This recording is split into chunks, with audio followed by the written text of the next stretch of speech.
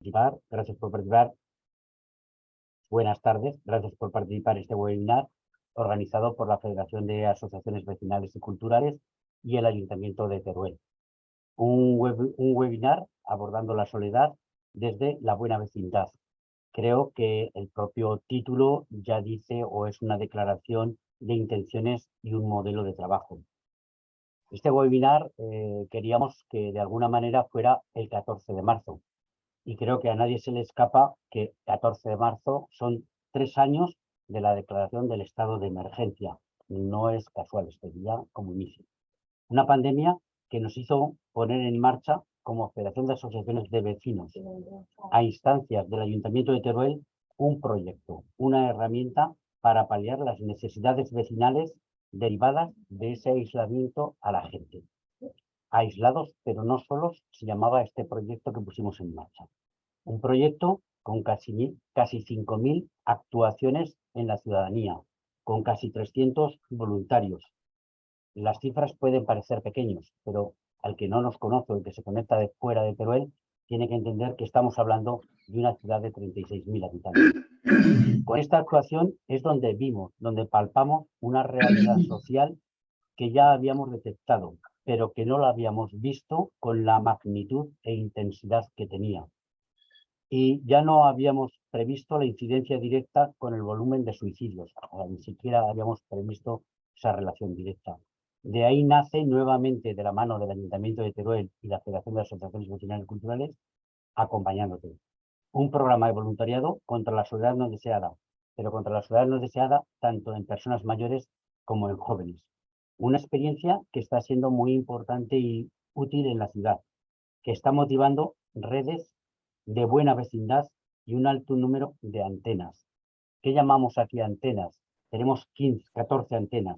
Pues, por ejemplo, la Federación de Peluqueras son nuestras antenas detectores, el Colegio Oficial de Farmacias, el Colegio de Administradores de Fincas, las clínicas veterinarias y Amigo Mío, o a Asociación de Panaderías, etc. Es decir, esos son nuestros detectores de vulnerabilidades porque la ciudadanía pasa por allí y de alguna manera ellos nos pueden decir cómo está la situación de personas que dejan de ir a la peluquería, etcétera, y nosotros podemos de alguna manera interactuar, siempre de la mano y en colaboración de los servicios sociales del Ayuntamiento de Teruel y en colaboración y de la mano de lo que serían las trabajadoras sociales del SAMUS. Un proyecto dinámico donde hay mucho que aprender. Por eso es por lo que hemos concebido este webinar como una herramienta de trabajo y de aprendizaje.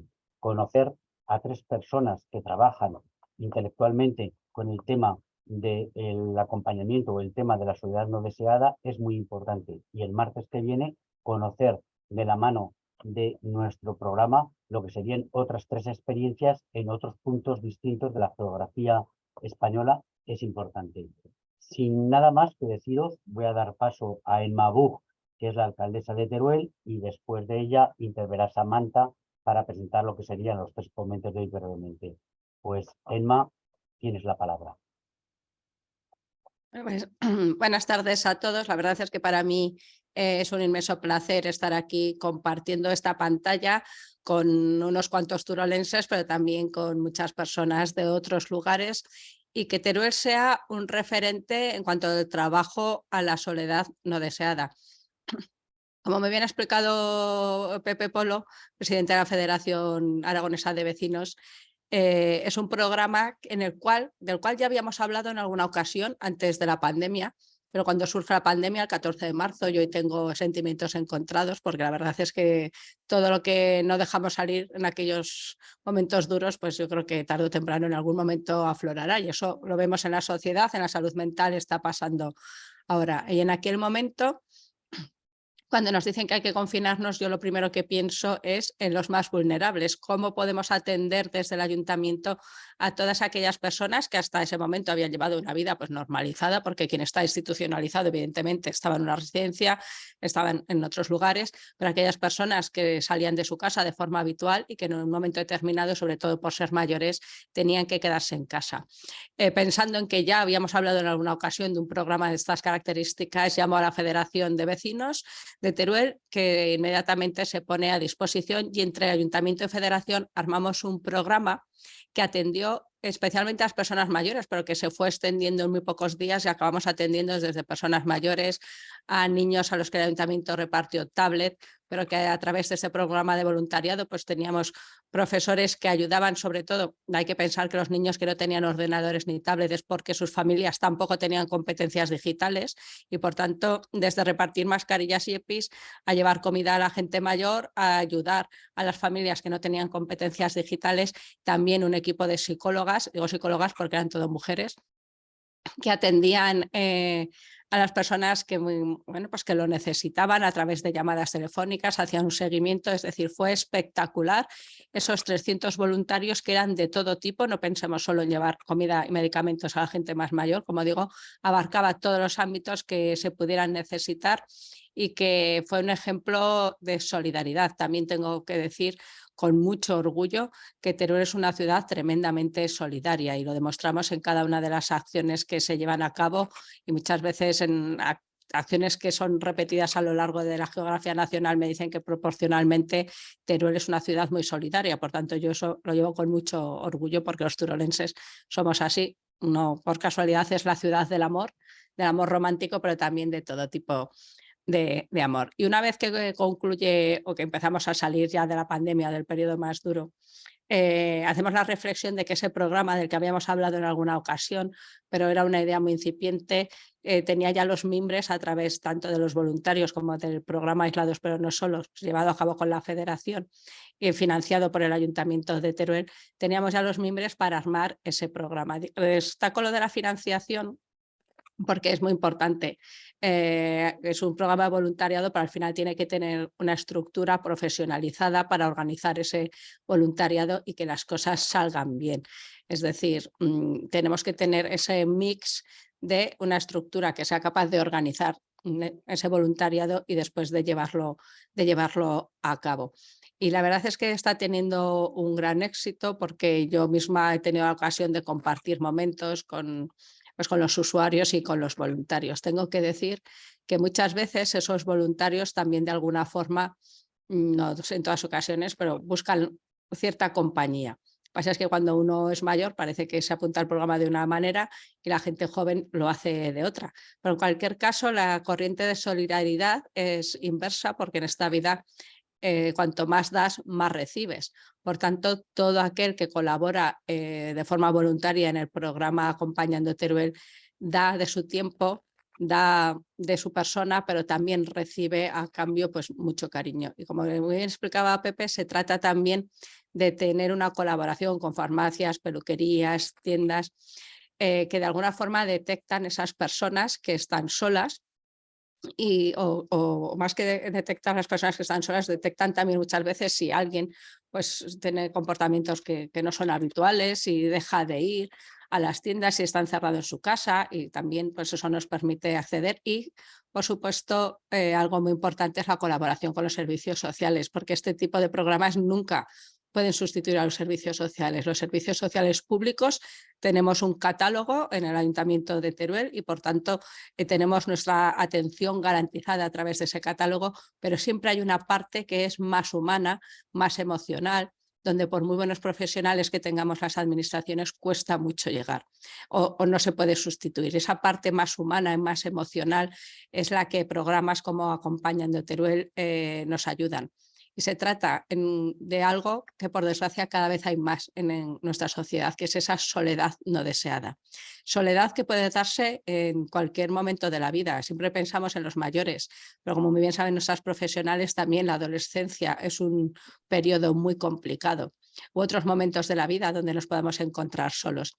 Y esas personas, pues como digo, es difícil que se acerquen a los servicios sociales. No son usuarias de servicios sociales ni por necesidades económicas, ni por teleasistencia, ni por ayuda a domicilio, ni por ningún otro servicio.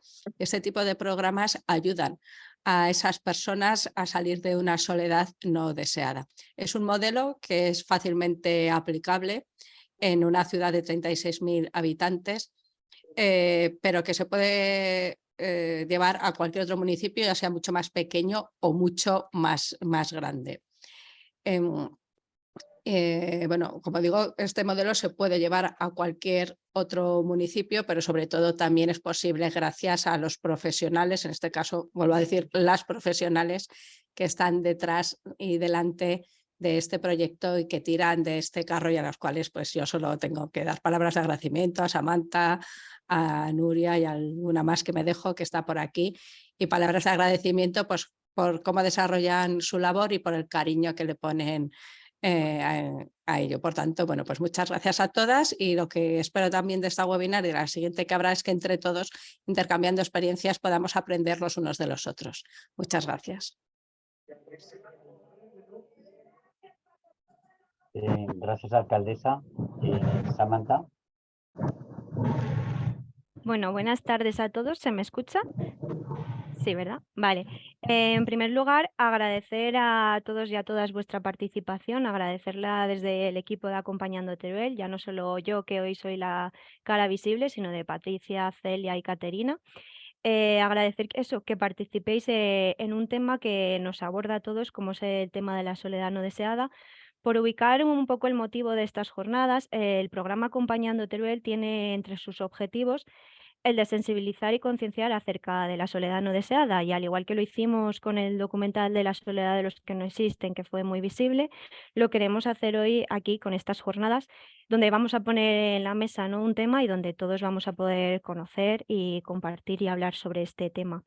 Hablamos de la soledad no deseada, como bien ya decían Emma y Pepe, como un sentimiento que no entiende de si vives en una ciudad, de si vives en un pueblo, ¿no? No entiende de entornos, tampoco entiende de si tienes 14 años o de si tienes 80 años. Entonces hablamos de la soledad como un concepto muy amplio al que todos y todas, ¿no?, podemos enfrentarnos en algún momento de nuestra vida. Además hablamos de la soledad como una de las causas más frecuentes en el suicidio y que, por desgracia, tiene una serie de consecuencias, ya no en el ámbito social, sino también en el psicológico y físico. Es por ello que hoy queremos abordar este tema y lo queremos hacer de la mano de tres grandes profesionales. Hoy, como bien adelantaban, vamos a tener esa primera parte de las jornadas más teórica, y el próximo día, el día 21, continuaremos con una parte más experiencial, donde hay experiencias que ya están abordando la soledad no deseada. Entonces, no me quiero demorar más, porque hoy es el turno de estos tres ponentes, como decía. Así que quiero dar paso al primer ponente, que en este caso es Gustavo García. Además, para mí es un placer presentar a Gustavo, él ya lo sabe, que es nuestro referente, le tenemos un gran cariño, y ya que hoy no me puede torturar con trajes de plomo, pues me hace más ilusión todavía presentarlo hoy aquí. Entre su gran currículum y cosas destacadas que podemos decir sobre él, fue miembro fundador de la Asociación de Directores y Gerentes de Servicios Sociales de España, también director del Albergue Municipal de Transeúntes en Zaragoza, en la Residencia Municipal Casa Amparo. También ha sido asesor del consejero de Bienestar Social del Gobierno de Aragón y ha puesto en marcha la organización de los servicios sociales de base en Aragón. Ha sido director técnico del Plan Concertado para el Desarrollo de Prestaciones Básicas de Servicios Sociales en el Ministerio de Asuntos Sociales, y un amplio currículum más que, si me pongo aquí a detallar, igual no acabamos hasta las 7 de la tarde con su currículum. Así que, como ya he dicho, doy paso a Gustavo y bienvenidos a todos. Tienes 20 minutos para hablar y presentar tu estudio, y muchas gracias a todos por participar.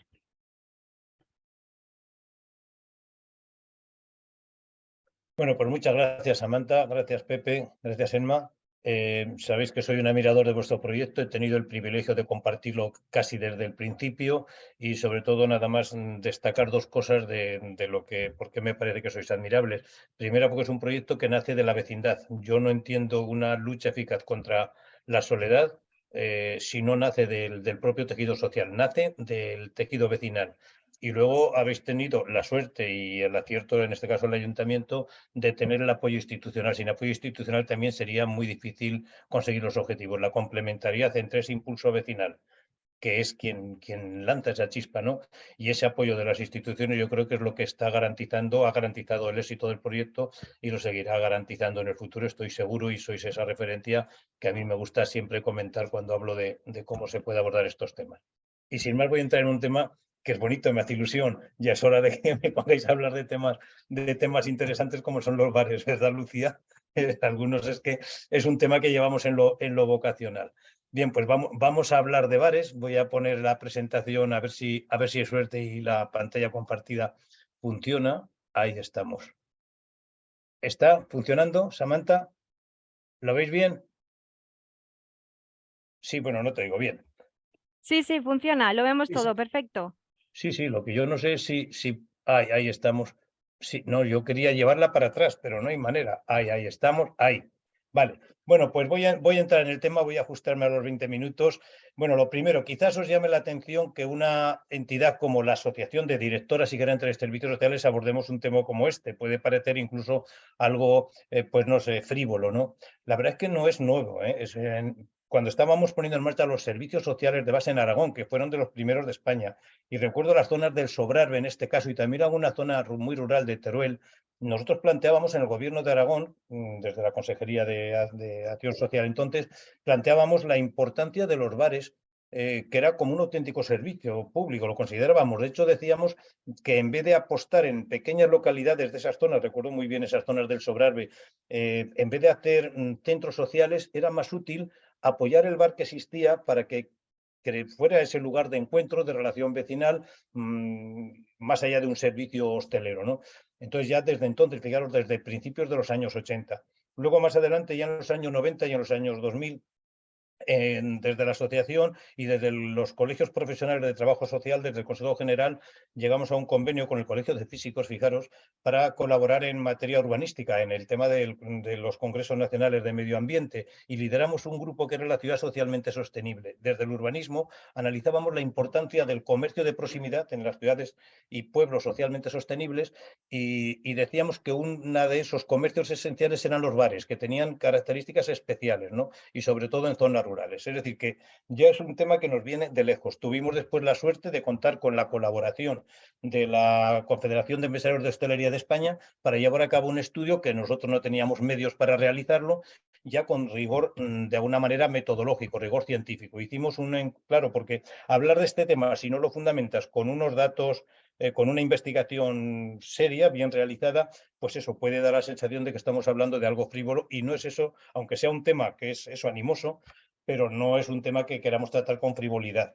Entonces encargamos ese estudio a una empresa especializada, llevó a cabo una investigación a nivel de todo España y de todas las comunidades, y luego se complementó con una investigación cualitativa en la que vosotros, por cierto, la Federación de Vecinos de Teruel, participasteis como una o más de los expertos que consultamos desde la parte social, porque era parte social y parte hostelera.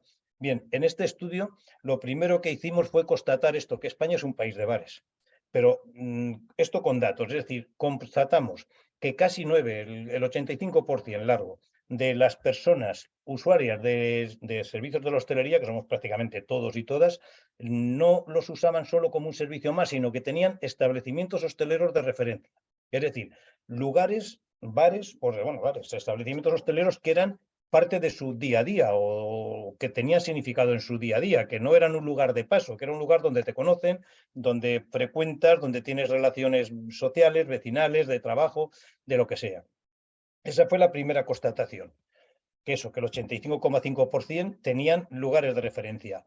Un 23%, lo veis ahí, tenía un lugar de referencia, un 62% tenían más de uno, o teníamos, porque yo me incluyo en ese grupo, y solamente un porcentaje pequeño, el 14,5%, no tenía ninguno, o sea, usaban los servicios hosteleros, pero no los tenía ninguno como referencia. Claro, a partir de ahí, lo primero que nos preguntamos es cuáles eran esos servicios hosteleros de referencia. Evidentemente, para algunas personas puede ser un lugar de ocio nocturno, o un chiringuito de playa, o un restaurante de cierto nivel, donde se reúna con sus amigos o con sus compañeros de trabajo.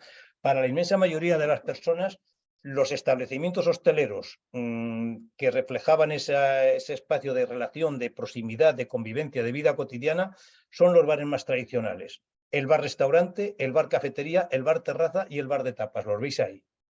Esos son los 4 lugares de referencia. Claro, ya teníamos con esto la base para la investigación. Y lo que hicimos fue toda la investigación, canalizarla en torno a esas 2 dimensiones. Por un lado, los que teníamos algún bar, algún establecimiento de referencia, y los que no, por otro.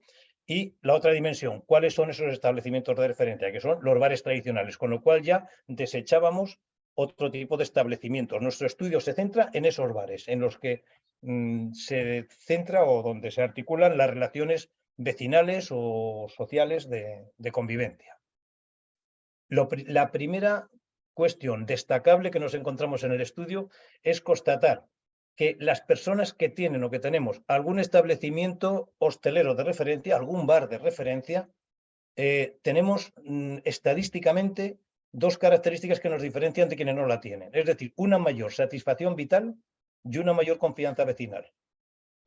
Claro, no podemos decir con los resultados de este estudio si es causa o efecto. Es decir, si tener un bar o varios bares de referencia, donde vamos de manera habitual, o los fines de semana, o por las tardes, o a media mañana a compartir el almuerzo con los compañeros de trabajo, o el viernes cuando yo voy a mi pueblo de 8:30 a 9 estoy siempre en el bar de la terraza porque allí me veo con el pueblo. Es decir, si eso me produce mayor satisfacción vital y mayor confianza vecinal, o al revés, el que yo tenga esa mayor satisfacción vital y mayor confianza vecinal hace que sea más propenso a utilizar esos bares como lugares de referencia, de relación, de vida cotidiana de alguna manera.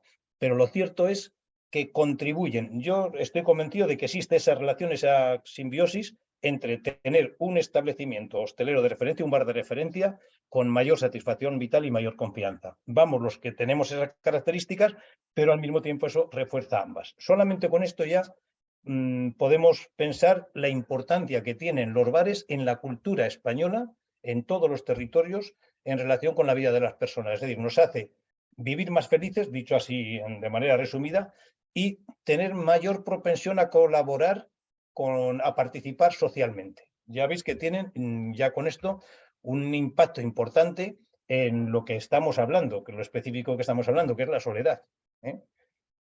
Veis ahí estadísticamente los resultados sobre 5, lo que supone estadísticamente los que tenemos alguno más bares de referencia y los que no tienen ninguno. Ya veis ahí la confianza vecinal, como es sensiblemente superior entre las personas que tenemos bares de referencia y los que no lo tienen. Es decir, refuerza la confianza vecinal. Es decir, las relaciones entre vecinos, que es lo importante, lo que hace sociedad. Si no vivimos en una sociedad atomizada, que es una sociedad empobrecida, sin duda ninguna. Y a partir de ahí estudiamos lo que son las funciones sociales de los bares. O sea, aparte de este impacto en la vida personal y en la vida colectiva, estudiamos cuáles son, a juicio de las personas que utilizan estos servicios, los bares, cuáles son las funciones que cumplen socialmente. Y encontramos 5 funciones muy claramente definidas. Favorecen las relaciones directas, el tener bares de referencia. Evitan el aislamiento y la soledad. Aportan seguridad al entorno, esta fue muy llamativa. Proporcionan servicios personales y favorecen la cohesión social y la integración. Fijaros, la primera de ellas. Favorecen las relaciones de proximidad.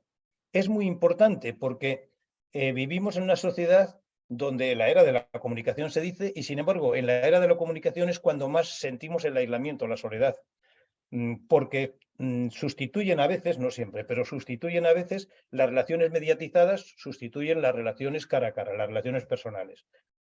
Crear lugares de encuentro, tanto a nivel público, espacio público de encuentro, oportunidades de encuentro, espacios de encuentro, es fundamental para evitar ese aislamiento social al que nos pueden llevar una sociedad de la comunicación mediatizada. Y en este sentido, los bares de proximidad, no cualquier bar, esos bares de proximidad, los que hemos hablado antes, y que además están accesibles, cercanos, próximos, en el pueblo, en el barrio, en la localidad, es importantísimo para que la sociedad actual siga siendo una sociedad vitalista y cohesionada con relaciones sociales. Bueno, ya veis algunos de los resultados, cómo los destacan y los valoran como punto de encuentro vecinal y de amistades.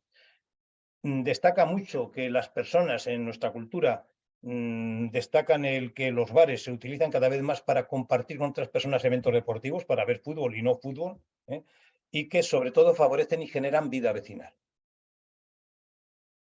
Lo de que evitan el aislamiento y la soledad, sin ninguna duda, tienen una importancia tremenda. Es decir, los bares, antes hablabas de las antenas, los llamáis, o sensores, de alguna manera, ¿no? Todos los proyectos de lucha contra la soledad, o muchos, tienen este rasgo en común que a mí me parece importantísimo, detectores de soledad. Bueno, pues en los bares de proximidad, insisto, no lo olvidéis nunca.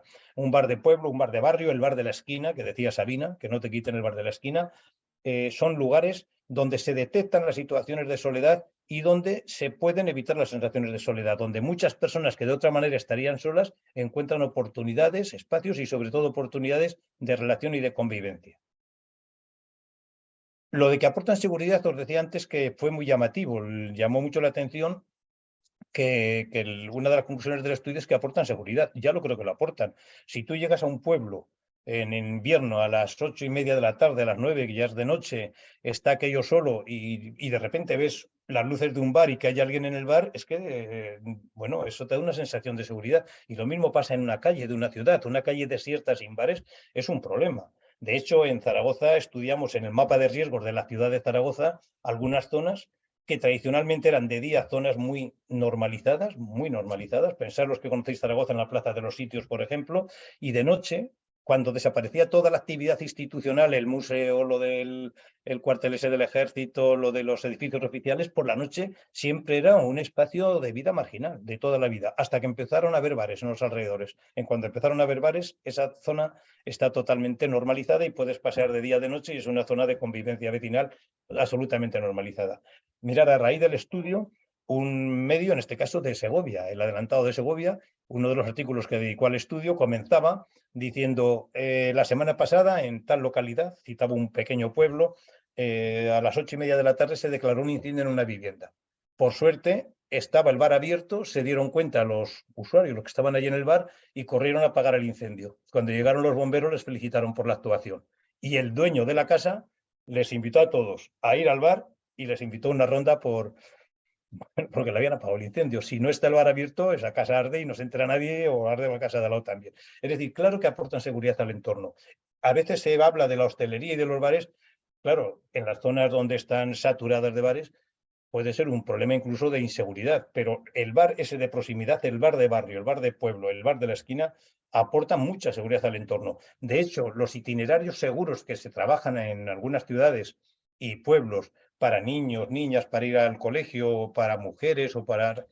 cuentan con los bares como puntos que aportan seguridad. Proporcionan servicios personales, cada vez más.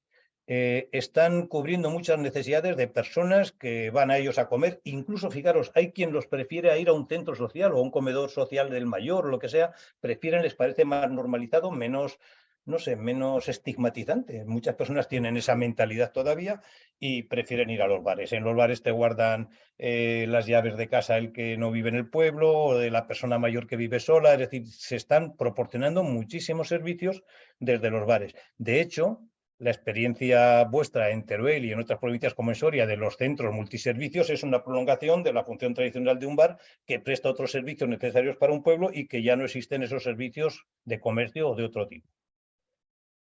Favorecen la cohesión social e la integración. Sin duda ninguna es el espacio de encuentro de todos y de todas. Y cuando digo de todos y de todas, pues también es eso, el lugar para el que viene de fuera, para el inmigrante, para la persona diferente. Son lugares que tienen mucha importancia para favorecer esas relaciones y para normalizarlas. Los bares son espacios, en principio, insisto, siempre el bar de proximidad. Esos establecimientos, bares tradicionales de barrios, pueblos, son lugares donde nos igualamos todos de alguna manera.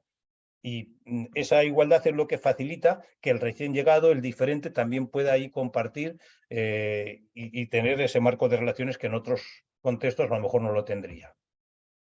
Hay características, voy muy rápido porque no quiero abusar del tiempo. Samantha, si me paso, me vas avisando cuando me falten 3 minutos o así y me modero. Hay características que condicionan las respuestas en este estudio. Las personas de menor edad, fijaros, esto es curioso, valoran de manera destacada una función novedosa de los bares, aunque no sonará muy novedosa, pero a mucha gente sí le ha llamado la atención. Los bares como lugares informales de trabajo. Esto es importante porque es una nueva función que yo creo que cada vez van a tener más los bares. Es decir, no solo para el teletrabajo, que también, sino como lugares donde se prolongan reuniones de trabajo en un ambiente, en un clima mucho más menos formalizado y por eso a veces más favorable a la creatividad, a la innovación, al acuerdo. Es una función importante. Las mujeres valoráis más la función de los bares como favorecedores de inclusión social, y las personas que viven en zonas rurales, conforme se reduce el tamaño de la población, se aprecia más el papel, las funciones sociales de los bares se valoran mucho más que las personas que vivimos o que viven en grandes ciudades. Y por último, el estudio lo hemos terminado o lo terminamos haciendo un análisis del territorio. En el análisis del territorio nos sale, pero claro, esto es engañoso, nos sale que el 99,7% de la población vive en municipios que tienen bares. Claro, hablamos de municipios, no hablamos de núcleos de población. Veréis por qué. De hecho, cuando hacemos los mapas, el mapa de comunidades, ahí veis que una por encima del resto tiene un porcentaje de población alto, un 3% casi de población que vive en municipios sin bares. Les seguimos Aragón y Navarra y La Rioja, fijaros ese entorno territorial, pero si descendemos a nivel provincial, fijaros dónde están las provincias con mayor porcentaje de población sin bares, que viven en municipios sin bares. Está mi provincia, Soria, Palencia, Zamora, ahí lo ves, Ávila, Teruel estáis también en ese nivel, más o menos. Pero claro, yo siempre decía que si hiciéramos el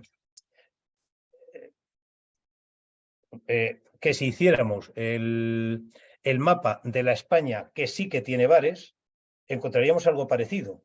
Quiero decir, en Cádiz no hay ningún municipio sin bares, pero es que en Cádiz el municipio más pequeño a lo mejor tiene 10.000 habitantes.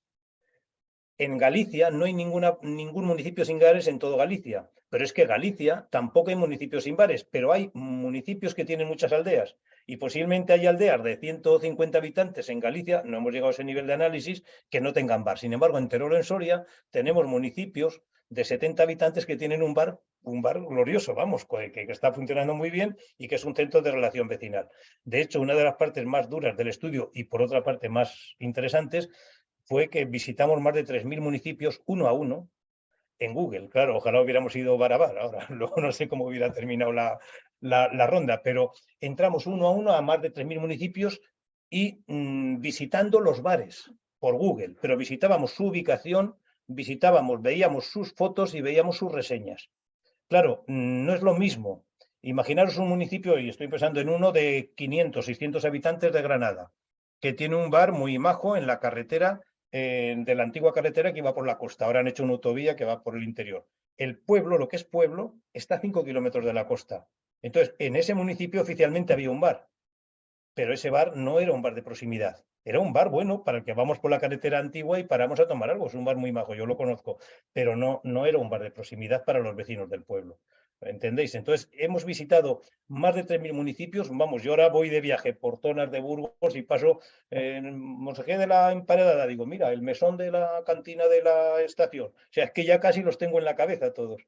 Entonces, encontramos que hay muchos municipios, sobre todo en las provincias que aparentemente más despobladas, Soria, Teruel, Guadalajara, Ávila, Zamora, La Rioja también y Navarra también, donde realmente hasta pueblos muy pequeños, diminutos, tienen bares y bares que ves las reseñas, ves la actividad, ves las fotos y, jolines, que son bares muy apreciados y son un puntal importantísimo en el pueblo. Termino ya esta intervención para no consumir más de los 20 minutos. Eso comentando, fijaros, aún en una de las entrevistas que nos hicieron a raíz de este estudio, además en un medio potente, en La Ventana de la cadena SER, nos entrevistaron a dos personas, a un alcalde de un pueblo de Teruel y a mí. Y al alcalde del pueblo de Teruel, el presentador de La Ventana, le hizo una pregunta, le dijo, alcalde, sé que lo que le voy a preguntar es políticamente incorrecto, a lo mejor no me contesta lo que usted quiera, pero entre que le cierren la escuela en su pueblo o que le cierren el bar, ¿qué cree usted que es más grave? Y el alcalde dijo, pues mire, le voy a decir, yo tengo una hija, creo que dijo de 4 años, 5, y en este pueblo son 3 o 4 niños. Los llevan todos al pueblo de al lado, que está a 5 kilómetros. A mí me gusta que se relacione con más niños, no solo con los 3 o 4 del pueblo. Y bueno, no es demasiado problema. Dice, pero si me cierran el bar, no puedo sustituirlo y pierdo un espacio imprescindible para la vida de las personas. Es decir, en las zonas rurales especialmente, no solo en las rurales, insisto, el tema de la soledad se vive en lo rural, lo habéis dicho muy bien al principio, y se vive en lo urbano. y se viven los mayores y se viven los no mayores. Bueno, pues los bares son establecimientos insustituibles. El bar, insisto, el bar de proximidad, no se pueden sustituir por centros sociales ni por nada. Los bares en nuestra cultura son establecimientos imprescindibles para que las personas podamos relacionarnos y no nos encerremos en casa como los trogloditas en las cuevas ahora que vivimos en la era de la comunicación. Me ha ajustado el tiempo, ¿verdad, Susana? Samantha. Pues, Sí, perfecto. Muchísimas gracias, Gustavo. Yo, llegados a este punto, tengo que pediros un favor a todos y es que por favor no nos abandonéis para iros al bar. Gracias por contarnos todos los beneficios del bar, pero bueno, esperaros por favor hasta las 7:30, ¿vale? Bueno, nada, yo agradecer, como veis hemos empezado fuerte, hemos empezado con un antídoto, ¿no? Como él decía, contra la soledad no deseada y contra la despoblación. Y ahora vamos a seguir con, ya hemos hablado del antídoto, ahora vamos a hablar más en profundidad de qué es la soledad no deseada y cómo afecta, ¿no? Especialmente en el ámbito psicológico. Para ello doy paso a María del Sequeros, es psicóloga general sanitaria de la Universidad Rey Juan Carlos y es investigadora y profesora predoctoral en la Universidad Autónoma de Madrid. Y como bien he dicho, pues está investigando sobre los aspectos psicológicos del proceso de envejecimiento, sobre todo en el tema de los cuidadores y de los sentimientos que se generan, ¿no? En las personas mayores y los sentimientos de soledad. Así que todo tuyo, María, y muchísimas gracias. Bueno, muchísimas gracias, Samantha, y muchísimas gracias a todas y todos los que estáis detrás de la organización del webinar, que es estrictamente necesario. Especialmente gracias a Pepe Polo por invitarme y ahora comenzaré a hablar de ello, pero también a mis compañeros con quienes he estado trabajando en la red Soledades. Entiendo que se ve la presentación, ¿verdad? No sé si me podéis confirmar. Fenomenal, gracias. De hecho, veía algunas caras conocidas, en concreto he visto a Maxi, a Bernardo, que conforman la red, y voy a intentar también ajustarme al tiempo después de esta interesantísima ponencia. Como comentaba Samantha, mi intención es poner un poco más el foco en gran variedad de factores que pueden estar ligados a estas situaciones de soledad no deseada. Por supuesto, ya nos avanzaban uno, la presencia o no del bar de la esquina. A partir de aquí, en nuestro equipo, yo en concreto estoy incluida dentro de un equipo de investigadores que conforma el grupo Cuidemos. Desarrollamos en colaboración con la red Soledades un pequeño estudio con el objetivo de ver prevalencias de soledad y analizar algunos factores que pudiesen perdonad, estar asociados a estas situaciones de soledad no deseada. Probablemente la primera pregunta es ¿qué es la red Soledades? Con quien muy probablemente podáis comenzar también a trabajar.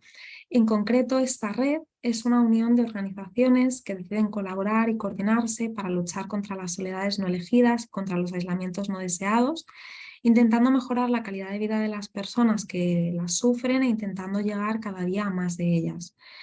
Esta asociación está en el Registro Nacional de Asociaciones desde diciembre del año 2021. Probablemente, como decía, mis compañeros de la red que están aquí puedan dar información muchísimo más actualizada y precisa de la red que yo, pero en términos generales, esta es la idea con la que nace la red. Y a partir de aquí han pasado muchísimas entidades, organizaciones, tanto a conformar la red como a colaborar con la red, como a haber colaborado en el pasado. Entre muchísimas otras estaríamos nosotros, el equipo de investigación Cuidemos, incluyendo además la Plataforma de Voluntariado de España, Asociación contra la Soledad, EOMA, Grandes Amigos, ya digo, entre muchas otras organizaciones o entidades. Específicamente los objetivos que tiene esta red es la lucha contra la soledad no deseada y la mejora de la calidad de vida en las personas que sufren esta soledad no deseada, incluyendo a personas en situaciones más delicadas, como a quienes cuidan de dependientes o a quienes pueden padecer cualquier tipo de demencia. Siendo un poco más específicos, sus objetivos van ligados a atender a las personas vulnerables, construir un modelo de sociedad donde todas las personas puedan tener relaciones sólidas y de apoyo mutuo entre familiares, amistades y en la comunidad donde se vive, especialmente en esas situaciones de una mayor vulnerabilidad o riesgo de soledad. Conseguir que la soledad sea reconocida y veamos que existe esta problemática y no se viva desde esa visión estigmatizada a estar en una situación de soledad. Por otra parte, promover la elaboración de protocolos de actuación donde las diferentes administraciones y redes sociales colaboren y promover una estrategia común, transversal y coordinada. Especialmente ligado a estos últimos objetivos, parecía evidente la necesidad de disponer de datos actualizados tanto de prevalencias de soledad como de aquellos factores que pudiesen estar ligados a esta aparición de una mayor sensación de soledad no deseada. Con este objetivo, en el año 2021, se decide hacer esta colaboración con la red y el equipo Cuidemos, lanzando una pequeña encuesta para atender a estas situaciones. A la hora de desarrollar esta encuesta ponemos el foco en la literatura previa. De hecho, partimos de estas definiciones muy consolidadas en la literatura que definen esta situación de soledad como una condición psicológica debilitante caracterizada por una profunda sensación de vacío, inutilidad, falta de control y amenaza personal que surge de la percepción de discrepancia entre el deseo en las relaciones interpersonales y las relaciones interpersonales reales, incluyendo ya esta definición ese componente de dolor emocional que va ligado a las situaciones de soledad no deseada. Específicamente, revisando la literatura previa, encontramos que existen determinados factores que se asocian con un mayor riesgo de reportar niveles más elevados de soledad. Estos factores sistemáticamente se han repartido en 3 categorías: los factores demográficos, como vivir solo o sola, un bajo estatus socioeconómico, ser inmigrante en una cultura diferente. Factores de salud, como las enfermedades cardíacas, hipertensión, enfermedades pulmonares, mentales o deterioro cognitivo. Y por último, factores socioambientales, como las jornadas laborales extensas, la emergencia de la comunicación digital, teletrabajo. Probablemente aquí podríamos ligarlo con la comunicación anterior y partir de esa disminución de bares en algunos contextos, probablemente muy principalmente en los contextos rurales.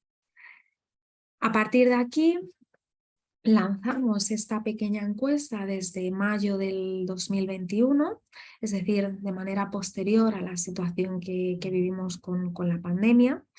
Y finalmente obtenemos la respuesta de 406 adultos entre 18 y 89 años, con una edad media de unos 50 años y, como en casi todas las encuestas, siendo mayormente mujeres quienes participaron.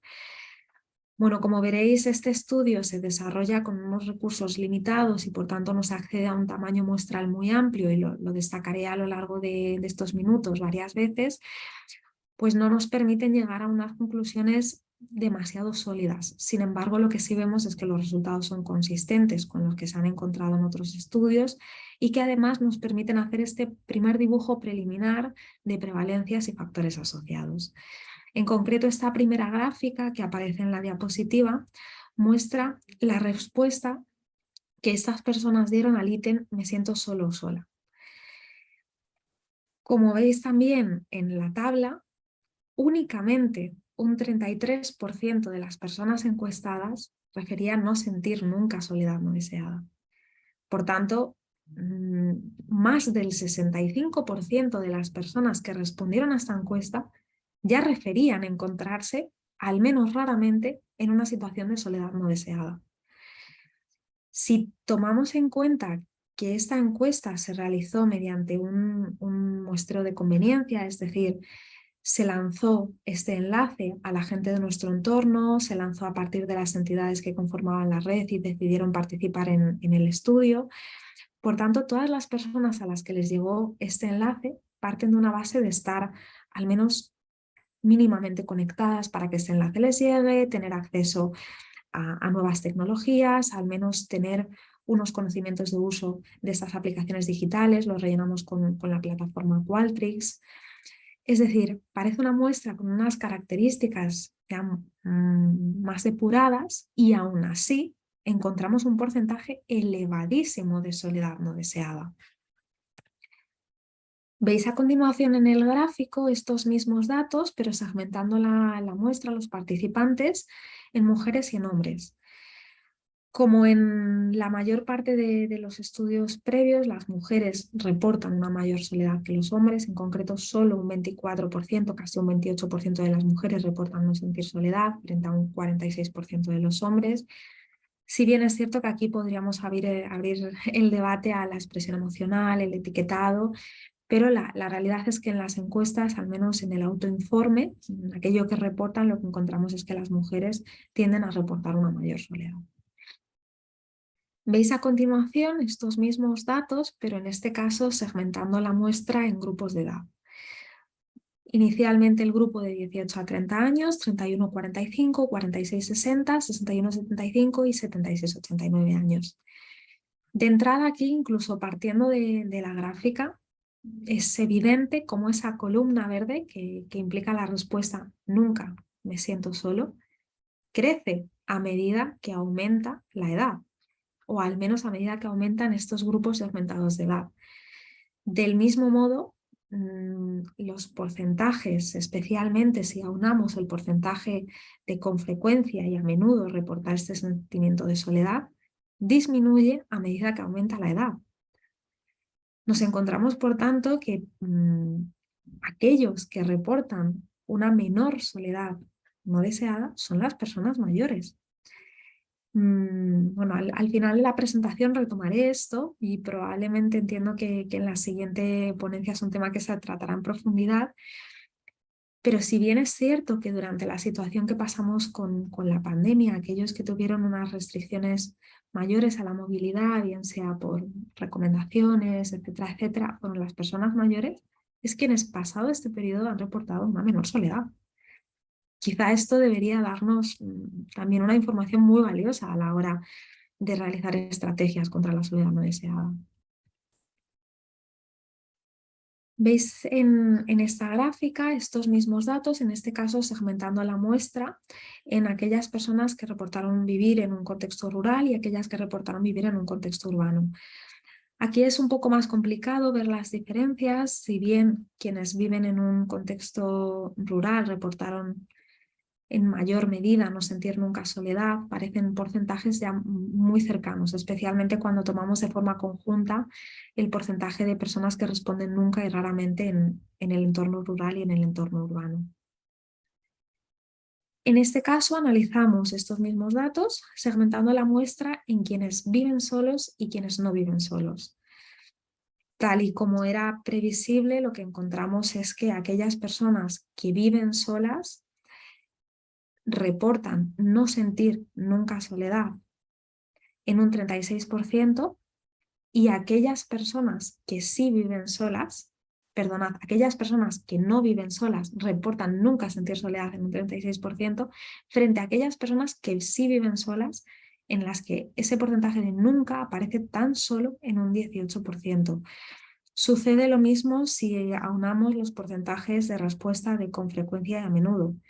Aquellas personas que sí viven solas refieren sentir soledad con frecuencia o a menudo en alrededor del 35% de los casos, frente al 16-17% de quienes no viven solos. De nuevo aquí, analizando en este primer vistazo con gráficos los datos, aparecen diferencias entre estas muestras segmentadas. Vemos a continuación el porcentaje de soledad reportada, de nuevo atendiendo a estos mismos opciones de respuesta, en función del nivel de educación, desde la educación primaria únicamente, lo que sería unos 6 años de educación formal, hasta los estudios de posgrado, incluyendo estudios de máster, de doctorado. En este caso, especialmente en la columna de a menudo, vemos como los datos son bajísimos a menor nivel de estudios y van aumentando. Sin embargo, especialmente en estos datos debemos tomarlos con muchísima cautela, teniendo en cuenta que el tamaño muestral en algunos de los grupos es muy limitado. Por tanto, quizá aquí analizar estos datos mediante la segmentación de la muestra no es lo más conveniente. A excepción de esto, no aparecen a primera vista unas diferencias muy claras entre estos grupos. Teniendo en cuenta la situación laboral, segmentamos la muestra en aquellos que sí se encuentran trabajando y aquellos que no. y vemos cómo quienes están trabajando de forma activa reportan tener soledad en un porcentaje superior a quienes no se encuentran trabajando de manera remunerada en la actualidad en esta encuesta. Paso para terminar con este primer vistazo con los gráficos a la salud autopercibida. Es decir, en este caso no tenemos en cuenta un criterio de salud objetivo, sino una pregunta subjetiva en la que le preguntábamos a los encuestados cómo consideraban que era su salud general. Muy buena, buena, normal o mala.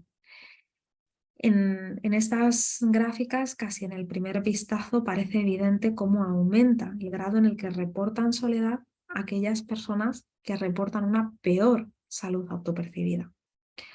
Una vez hicimos este análisis preliminar de prevalencias para ver de manera rápida los datos, decidimos incluir estas variables sociodemográficas y de salud autopercibida de manera conjunta para ver cuáles eran las variables que contribuían a explicar o estaban más asociadas a reportar una mayor soledad. En este caso hicimos una regresión lineal, quizá aquí me meto en términos un poco más estadísticos. Lo que encontramos al analizar de manera conjunta todas estas variables es que, en primer lugar, el género era uno de los factores que estaba asociado, pese a incluir todas las variables, con reportar una mayor soledad. Específicamente las mujeres reportaron una mayor soledad que los hombres. En segundo lugar, y siendo la variable que mostró una asociación más elevada, la edad. Y de nuevo, como ya veíamos en el gráfico, lo que nos indica es que aquellas personas que tenían una mayor edad reportaban una menor soledad. Por otra parte, vivir solo, de nuevo, como ya indicaban los gráficos, aquellas personas que viven solas reportan una mayor soledad frente a quienes no viven solos. A continuación, trabajar de forma remunerada. De nuevo encontramos que quienes no trabajan de forma remunerada reportan una mayor soledad frente a quienes sí se encuentran trabajando de forma remunerada. Y por último, una salud percibida mejor. En este caso, aquellos que reportaban una mejor salud percibida reportaban una menor soledad. La inclusión de todas estas variables de forma conjunta explicaba o permitía ver la varianza en la variable me siento solo en un 22% del total y el modelo ajustaba de manera significativa. Por tanto, en este primer vistazo general vemos estas 5 variables que podrían ayudarnos a poner el foco a aquellas personas con un mayor riesgo de estar en una situación de soledad no deseada o padecer una situación de soledad no deseada. Finalmente, este cuestionario incluía algunas medidas de salud emocional, específicamente síntomas de ansiedad y de depresión, y en un vistazo rápido analizamos la asociación mediante una correlación de la variable me siento solo, esa respuesta a este ítem, con los síntomas de ansiedad y los síntomas de depresión. ¿Qué encontramos en este caso? Que sentirse solo estaba ligado a mayores síntomas de ansiedad reportados y mayores síntomas de depresión reportados, como ya nos indicaba, por supuesto, la literatura previa. Si bien, por supuesto, estos datos nos permiten hacer un pequeño dibujo inicial, debemos tomarlos con muchísima cautela, teniendo en cuenta las grandísimas limitaciones que presenta este estudio, partiendo del bajo tamaño muestral. La encuesta apenas llegó a 406 personas. El muestreo de conveniencia, como comentaba antes, este muestreo se realiza dentro de la red y del propio equipo Cuidemos, mandando el enlace a hacer este cuestionario a las personas de nuestro entorno, mandando a las personas que forman estas entidades, pidiéndoles que reenviasen. Por tanto, este muestreo no es un muestreo probabilístico, no nos permite extrapolar estas conclusiones porque se realizó en un contexto muy cerrado, de ahí también algunas elevadísimas prevalencias, por ejemplo, de personas con una educación de posgrado, etcétera, etcétera, que no son tan representativas. ¿Qué nos indica este muestreo de conveniencia? Nosotros creemos que podría dar lugar a una reflexión sobre si en este contexto, es decir, estas personas que están al menos conectadas a una red por las que llega este enlace y utilizan de manera activa las nuevas tecnologías, etcétera, etcétera, reportan ya esta elevadísima prevalencia de soledad no deseada. ¿Qué sucede con aquellas personas a las que no llegamos? Que probablemente ibais muy encaminados ya a este tipo de situaciones al hablar, bueno, de entrenar a las personas que trabajan en las peluquerías, en los bares, etcétera, etcétera, a ser detectores de estas situaciones de soledad, que si no es muchísimo más complicado, y que si esta es la parte que vemos, ¿cómo será la parte que no estamos viendo? Y para terminar con las limitaciones, bueno, como comentaban también en la ponencia anterior, por supuesto, no podemos establecer ningún tipo de causalidad en las relaciones, únicamente hablar de que estas variables aparecen asociadas al tratarse de un diseño transversal. Recogimos toda la información en un único momento. Pese a estas limitaciones, que por supuesto debemos tener en cuenta, creemos que estos datos sí nos permiten llegar a algunas conclusiones preliminares. En primer lugar, esta elevadísima prevalencia de soledad no deseada reportada. Por otra parte, esta reflexión que ya lanzaba antes en relación con la soledad y el proceso de envejecimiento. En muchas ocasiones, y probablemente la siguiente ponencia se meta de lleno, hemos visto estas situaciones de soledad muy ligadas a la vejez. De hecho, muchos de los programas que se implementan van encaminados a paliar la soledad no deseada en las personas mayores. Por supuesto, estos programas son estrictamente necesarios y hacen una labor imprescindible, más aún cuando parten de un análisis de eficacia que permite ver que está funcionando. Sin embargo, creo que estamos en una situación, en un contexto en el que los últimos estudios nos están mostrando estos datos en relación con el envejecimiento y cómo las personas mayores están reportando una menor soledad no deseada, de cara a esa reflexión sobre por qué estas personas están consiguiendo llegar a una situación de menor soledad no deseada. Es posible que no aparezca en la medida en la que preveemos el aislamiento social. Es posible que aparezcan situaciones de aislamiento social o de soledad, pero tengan unos recursos, unas estrategias de afrontamiento psicológico que les permitan trabajar esto de una manera más adaptativa y que sea menos dañino y que no se perciba de una manera tan distinta. Es posible que tengan unas estrategias distintas que les permitan afrontar una búsqueda más activa de recursos. Bueno, probablemente ninguna o todas las respuestas estén encaminadas. Lo que sí podría hacernos reflexionar es en qué medida estamos teniendo en cuenta los recursos que tienen las personas mayores para este tipo de programas y cómo podrían favorecer programas más efectivos. Y por último, resaltar las consecuencias que tiene sentirse solo o los factores de malestar emocional que tiene sentirse solo, que ya vienen dados por la literatura previa y que se confirman a cada estudio como están ligados a una mayor depresión, mayor ansiedad y otras muchas consecuencias también comentadas antes a nivel físico. De cara únicamente a cerrar esta comunicación, quizá la parte en la que claramente hay un cambio de tendencia es el foco que se está poniendo actualmente en la soledad no deseada. Charlas, webinar, jornadas como las que vosotros habéis organizado que permiten que se empiece a trabajar en red de una manera muchísimo más efectiva y que probablemente estén siguiendo el camino estrictamente necesario de paliar esta situación. Así que pese a estos elevados porcentajes nos sirva para tratar de empezar a poner solución a esta situación, que por supuesto necesitamos poner solución. Únicamente daros las gracias de nuevo y dejar los datos de contacto por si hubiese alguna pregunta al terminar o algún correo. Muchísimas gracias. Muchas gracias, María. Muchas gracias por la amplia visión que nos has dado sobre la soledad y, ¿no?, en qué contexto nos encontramos.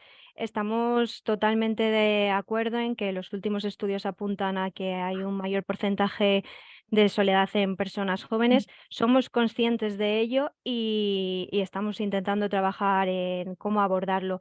Sí que es cierto que al final nos encontramos en una situación, y voy a ser muy breve para introducir y dar paso a la siguiente ponencia, en la que la realidad es que, a pesar de que haya mayor soledad entre los jóvenes, los que más ayuda piden son las personas mayores.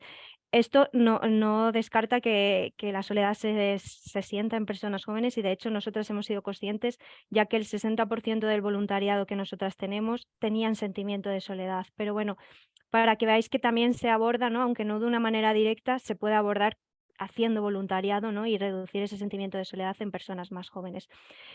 En base a lo que acabo de decir y introduciendo a la siguiente ponencia, como ya he dicho, las personas que más ayuda piden en el tema de la soledad no deseada son las personas mayores. Y uno de los factores, ¿no?, que se pueden asociar a este sentimiento de soledad es el edadismo y todos los prejuicios que las personas tienen ¿no?, con nuestros mayores, que ahora Sandra va a hablar de esta expresión que acabo yo de utilizar, ¿no? Y bueno, y nos va a hablar de que la vejez no es una enfermedad. Sandra Sánchez es gerente del Centro Sanitario Espacio Ítaca, es psicóloga sanitaria y profesora asociada de la Universidad de Zaragoza en el campus de Teruel.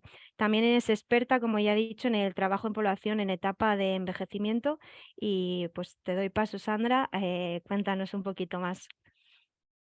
Muy bien, muchas gracias. Bueno, muchas gracias a todos y todas. Me está gustando mucho las jornadas. También muchas gracias a Pepe y las casualidades de la vida que a veces unen a personas maravillosas. Y me unió Héctor Manrique, que no tenía, o sea, que tengo que nombrarlo, sí o sí. Entonces voy a pasar a compartir pantalla, ¿vale?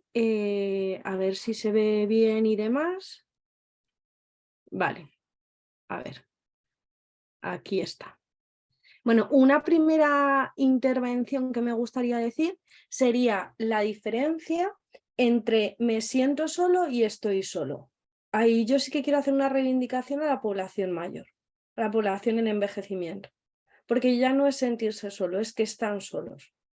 Entonces es algo que también tenemos que reflexionar y que tiene que ver mucho por el edadismo. Esta imagen, que es una imagen así como un poco, bueno, como un poco extraña, abstracta, para mí es como la imagen blanca representa la sociedad y la imagen roja representa al envejecimiento, a la persona mayor, que en muchas ocasiones incluso es como si fuera pues ese elemento incluso puntiagudo, diferente, que la gente pues mira, observa, que no está a gusto. ¿Qué es el edadismo? Pues es una forma de discriminación. Entonces es algo que bueno, cuando se lo presentas a las personas, tanto de todas las edades, como estabais diciendo, porque también hay edadismo en poblaciones también jóvenes, donde a veces incluso se les llega a perjudicar con la población nini o otro tipo de términos que realmente son muy peyorativos, pues es una discriminación social por la edad en la que nos encontramos. Y es una de las formas más extendidas. ¿Por qué se extiende? Pues por el uso inadecuado del lenguaje, que ahora lo veremos. O sea, las palabras que utilizamos proceden al final de lo que pensamos. Muchas veces la gente dice, no es tan importante el lenguaje que usamos. Claro que es importante. Y marca estereotipos y prejuicios. Es una realidad al final, todo esto se va a trasladar. El edadismo es un fenómeno extendido y que se sufre de forma discriminatoria y que puede llegar incluso a pasar desapercibido. Incluso ahora iré poniendo frases, comentarios que todas las personas que estamos ahora mismo en esta sala, aunque sea online, seguramente a veces se nos escapan, pero realmente generan una realidad doliente para la persona que está en esa etapa evolutiva. Un ejemplo, nunca mejor dicho, por ejemplo, de titular que sale en prensa sobre edadismo, que lo leí el otro día, es el olor a anciano empieza a los 30. O sea, yo cuando leí esta noticia dije, la tengo que poner en el webinar y darnos cuenta de realmente lo que conlleva el edadismo y el sentimiento que una persona en una etapa evolutiva a la cual vamos a llegar. Tal vez haya personas que no lleguen, evidentemente, pero es una etapa evolutiva más. ¿Cómo pueden llegar a decirse esas frases, no? O estas frases, que se quede el abuelo con los niños porque se pasa todos los días sin hacer nada, qué prisa tendrá esa abuela aquí ocupando el turno, que nos deje pasar, que tenemos muchas cosas que hacer. No estás en edad de ir a bailar, ligar, tener ocio, o no estás en edad de pensar en las cosas que piensas, ya has hecho todo lo que tenías que hacer, pareces una vieja todo el día quejándote. Entonces, son frases que estoy segura que todos los días, en algún momento, se piensan mediante, o incluso hay conductas en las cuales la persona está esperando en una fila, hay una persona mayor delante suyo y está pensando eso, está pensando que me deje a mí, que yo tengo prioridad porque soy joven. Entonces, claro, todo este ideario genera lo que estamos hablando de edadismo. Es obvio, pero es que hay mucha gente que no distingue entre ser una persona mayor de ser un abuelo. Entonces, en nuestro trabajo del centro sanitario, cuando vamos a residencias, escuchamos muchas veces la palabra de los abuelos. Hay personas mayores que no son abuelos, porque no tienen nietos y nietas. Es como si a las mujeres de 20 a, no sé, hasta el final se nos llamaran madres, o a los hombres, porque fuera edad. No, no son abuelos. Y luego la frase de ya te han hecho abuelo, y como muchas veces también es como si eres abuelo o abuela te vas a sentir menos solo o sola, que también conduce a un error, porque no tiene por qué ser así, ni mucho menos. Cosas de viejos, que es que habréis escuchado un montón esta expresión, pues seguramente algunas de las frases o expresiones que utilizamos nos parecen ofensivas, pero es que realmente pensamos que hay veces que eso es cosa de viejos o que todas las personas mayores son iguales. Y claro, eso son visiones edadistas, lo que hablábamos antes. Igual que ver visiones machistas, es muy importante que luchemos contra el edadismo, que es una forma de discriminación, una forma en la cual no hacemos equitativa a la sociedad, porque evidentemente tenemos que ir hacia una equidad, no solo hacia una igualdad, sino que todas las personas tengan lo que necesitan para llegar a los privilegios posibles equilibrados. Entonces aquí la culpa es de la tele, en parte también. Lo he puesto aquí como una crítica porque es que el que no sale no existe. Y si salimos, ojo cómo hablan de nosotros y nosotras. O sea, realmente, pero ¿quién es viejo o vieja hoy día y quién no? O sea, la esperanza de vida también ha aumentado y la forma de vida también. Entonces, claro, el peligro del edadismo, nos encontramos con que el problema es cuando una persona mayor dice una cosa y se le contesta, eso es de tu época, eso ya no se lleva, eso era de antes, tú no estás en la onda, eso es de tus tiempos. A la tercera vez que se lo dicen, pues es que esa persona se cierra en sí mismo. O sea, también va a haber una parte de personas que no quieran representar o no quieran decir me siento solo porque es que dicen, es que no sirve ya de nada. Parece que esta época es lo que me toca, el sentirme solo o sola. La sociedad debe incluir a las personas mayores, es algo necesario. Esto es como pues, un alegato, ¿no? Una frase importante que tenemos que tener en cuenta. ¿Y qué dicen las encuestas actualmente? ¿Qué es lo que dicen? Pues mira, sobre la tele, ¿vale? En los anuncios, pelis, series, fijaros, estas son encuestas que están sacadas a nivel nacional, donde se dice que solo el 11% de los personajes de los anuncios son mayores de 50 años. O sea, es un dato muy importante. Pero si seguimos ahondando, si salen en los anuncios, muchas veces es desde la ridiculización. Por eso he puesto esta imagen. Porque es como desde la ridiculización a las personas mayores para que puedan salir en los anuncios. Claro, en estas edades también nos encontramos, o en estas facetas nos encontramos la presencia de personas en publicidad donde los adultos, fijaros, conforman un 53%, los adultos de 30 a 50, pero mirad, vamos a ir, por ejemplo, a más de 75%. Solo salen en los anuncios un 1%. Un anuncio de cada 100 sale una persona mayor de 75. Y si pensamos las personas que estamos aquí en la sala, ¿en qué anuncios salen? Salen en anuncios que sean pues desde hablando pronto y mal, ¿no? Desde sonotones a incontinencia urinaria, porque lo hablo con ellos en la universidad de la experiencia y me lo transmiten así, a incontinencia urinaria, a temas que tienen que ver con cremas para la edad, pero es que no salen en temas de comprar un coche o no salen en temas de otro tipo de aprendizajes o no salen en otros anuncios que sean de diferente índole. Entonces, claro, ¿qué nos lleva a todo esto?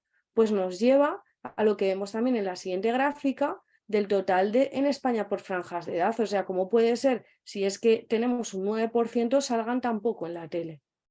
Entonces, quizá ya nos cansa que utilicen la fragilidad de la vejez en Navidad, pero tampoco es bueno salirnos de lo real, ¿o sí? Bueno, yo creo que no, que hay que ver la realidad, ni la fragilidad que nos presentan en Navidad, ni tampoco salirnos de lo real, ¿vale? Entonces, bueno, en el Observatorio de Mayores y Medios de Comunicación de la Universidad de Alicante, pues se vio también sobre las amistades que hablabais y que las encuestas asustan. Pero ¿es cierta la soledad en la vejez o no es cierta, no?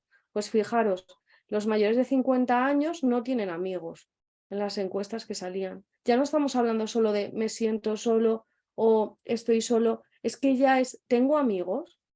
Es otro matiz muy importante, porque puedes no sentirte solo, pero la amistad es muy importante en las poblaciones. Del mismo modo, las encuestas dicen que los roles van cambiando. O sea, fijaros los roles cómo nos van cambiando, conforme la edad avanza, los roles se van reduciendo. Fijaros en las etapas más, a mí me interesa, lo siento, pero los roles más mayores me interesan más, cómo realmente desaparece el rol madre-padre y el rol amigo. ¡Qué increíble! Madre-padre desaparece. ¿Qué diréis? ¿Dónde están sus hijos? Pues desaparecen esos roles. Y luego ya, qué decir también en la parte, ¿no? Y ya voy a ir deprisilla, que del deporte, vestimenta, personajes de televisión, la realidad, jubilados, ancianos. Entonces, los mayores de 50 años se supone según pues que no visten con ropa deportiva. Es que me parecen cosas que pueden inducir a esta parte de risa, pero son prejuicios que tenemos, son mitos que tenemos del vestuario. ¿Vale? Y luego también sobre lo que antes comentabais, lo de saludables, felices y divertidos. Fijaros que realmente se considera a los ancianos, a los mayores de 75, como conservadores, felices y saludables. Felices, pero no aparece en ninguno, fijaros, que anteriormente ha salido divertido. No se les ve como personas divertidas. Ojo, es importante ese concepto. Y luego la parte tradicional que hablábamos antes del vestuario, ¿vale? Como se quedará grabado y demás, se podrá ver con tranquilidad, dar el pause para que podáis ir viendo diferentes gráficas y demás, porque no quiero pasar no quiero dejar las conclusiones. Conclusión 1. La conclusión 1 es las personas mayores no están representadas en la publicidad. Importantísimo. Si conforman casi el 40% en la publicidad, pues es importantísimo que nos demos cuenta de esta primera conclusión. Conclusión 2. La imagen de las personas mayores de 50 está cambiando. Esto también es verdad. ¿Vale? Entonces, pero bueno, también en esa representación tenemos que ver cómo está cambiando. Conclusión 3. Las mujeres mayores de 50 se encuentran aún menos representadas. ¿Vale? Existe también el machismo instaurado en esta parte.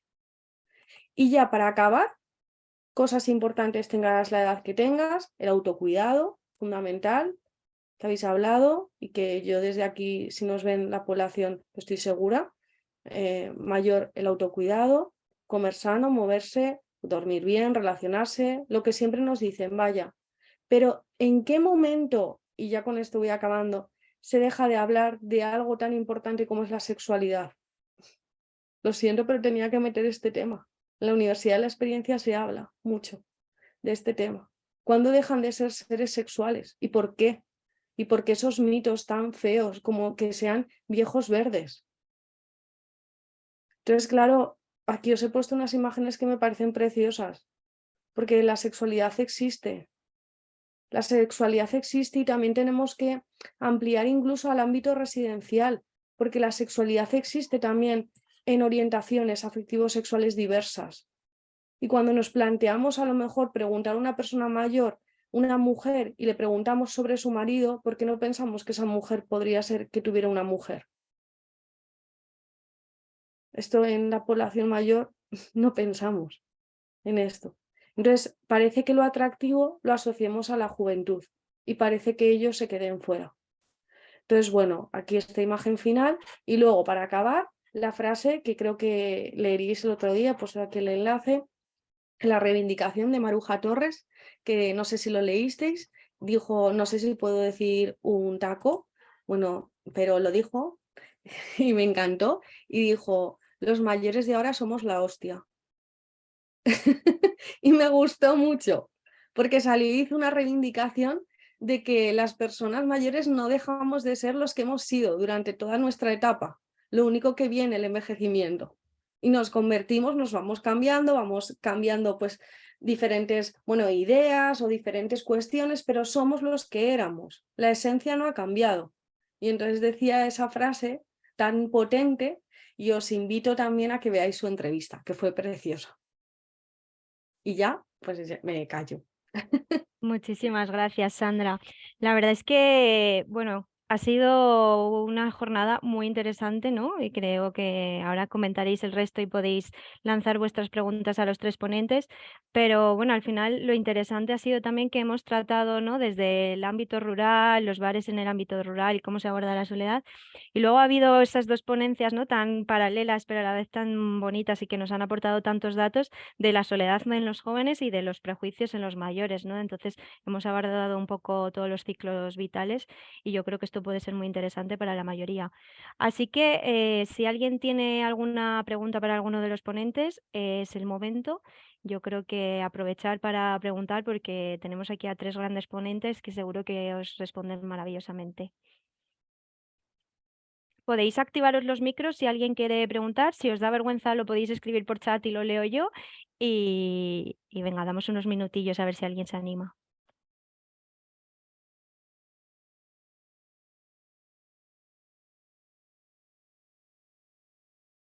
Samantha, ¿me escuchas?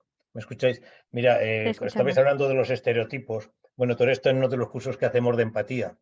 Empezamos con un traje simulador de edad, empezamos con el tema de los estereotipos. Picáis todos, porque te habrás quedado muy contenta con lo de que los mayores sienten, los jóvenes sienten más la soledad que los mayores. Es uno de los estereotipos que metemos en el curso. Mira a ver si lo puedo compartir. Pues solemos poner esta diapositiva, que tiene que ver con lo que decía María, ¿no? O sea, en los pocos estudios que hay sobre soledad en España, como soledad sentida, vivida, sufrida, dicho así, ¿no? Es sorprendente. Este que cito es del año 2019, está financiado por Ibercaja y la Comunidad de Madrid, y resulta que la percepción de la soledad que sienten las personas que se sienten solas, en algún momento solas y sufriendo, es el 80% de los chavales y chavalas de 18 a 25 años y menos del 40% en las personas mayores de 65 años. A lo mejor es porque ya nos hemos dejado pero voy a quitar el uso lo de la pantalla, no sé cómo se quita, qué bruto soy. Bueno, ¿cómo lo quitamos esto? No sé cómo quitar la pantalla. Sí, Compartir. dale a dejar de compartir, donde tienes Vale, en compartir pantalla. Vale. Sí, que ¿Lo ves está aquí ahí? abajo. Brecha Dejar de compartir. digital, Vale. Gustavo. Sí, es que va uno ya, es que llevo toda la tarde con esto, estoy ya con la cabeza, pero lo cierto es que los prejuicios son muy llamativos, ahí pican todos, o sea, porque os habéis ido en estos cursos, lo que ponemos son varias cosas, desde imágenes, y que la gente diga qué le sugiere esa imagen, luego cuando se desvela qué es esa imagen, por ejemplo, un montañero de 82 años que está en una foto explicando cómo va a subir un 8000 y pico. Carlos Soriano, pero todo el mundo empieza a suponer que ese hombre está preocupado por problemas familiares, porque está solo, porque no sé qué. O sea, ya el estereotipo empieza hasta en la imagen. Ponemos varias imágenes que luego desvelamos lo que es. Y en el tema de la soledad es una de ellas. Y en el tema de los suicidios es otra. O sea, en los suicidios se habla en la televisión de suicidios de los jóvenes. Se ha duplicado, claro, si hay un 2 por 100.000, si son 4 por 100.000 se ha duplicado, pero si entre los mayores hay un 15 por 100.000, pues si sube 4 puntos solamente es un 19 por 100.000, no se ha duplicado. O sea, quiero decir, hay una serie de estereotipos que están anclados ahí, que se transmiten, lo llevamos en la sangre, y sobre todo eso de las personas más vulnerables, como las personas mayores, y pues si hay una ola de frío, los mayores, y si hay una ola de calor, los mayores, coño, que yo tengo 70 años, y cada vez que veo un sitio es que soy persona más vulnerable, a ver si así saco algún beneficio, pero ya está bien de considerarnos personas más vulnerables por ser mayores, ¿eh? O sea que yo creo que sí, que efectivamente el tema de los estereotipos tenemos que combatirlo y, bueno, ni valorar ni dejar de valorar. Las personas tenemos la edad que tenemos y es una suerte haber podido vivir tantos años y disfrutarlo, claro.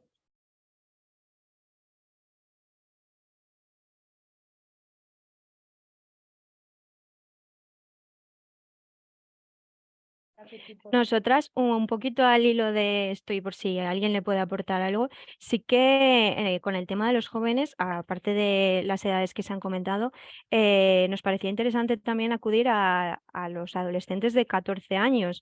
Por tanto, este año sí que es verdad que fuimos a clases del instituto de tercero de la ESO y casi la totalidad indicaban que o en algún momento habían sentido soledad, fijaros, en algún momento de su vida hablamos de personas de 14 años, o que entendían, ¿no? Y habían vivido como otros habían sentido la soledad. Y casi, ya os digo, el 100%, cuando se les preguntaba en plan de ¿creéis que los niños y niñas de 14 años tienen sentimiento de soledad?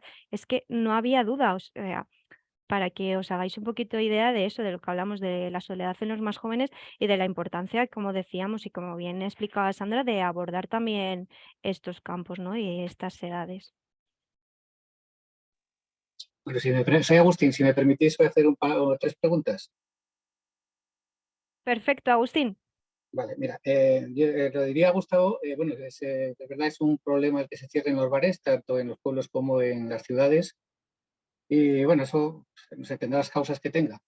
Unas pues porque hay menos población, otras pues por el tema de impuestos, etcétera, etcétera, ¿no? Pero me surge una pregunta, a ver si me la puede contestar.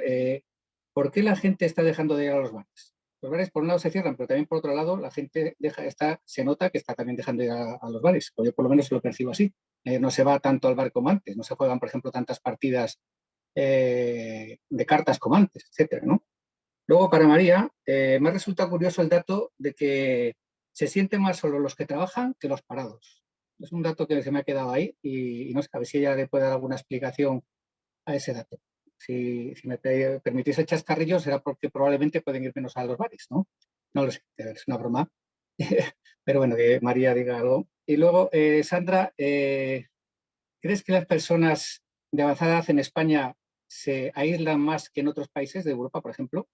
Yo te comento, por ejemplo, que he hecho varias veces el Camino de Santiago y está lleno de gente de avanzada edad. Podemos hablar de que pasan de los 80, 85, sí, no creo que lleguen a los 90, pero bueno, entre 80 y 90 años. Ya es una edad, digamos, ya son años.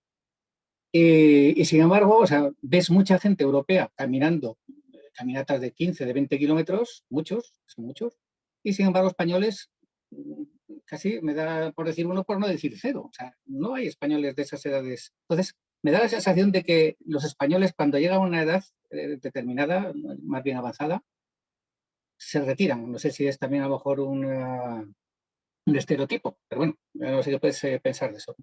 Gracias.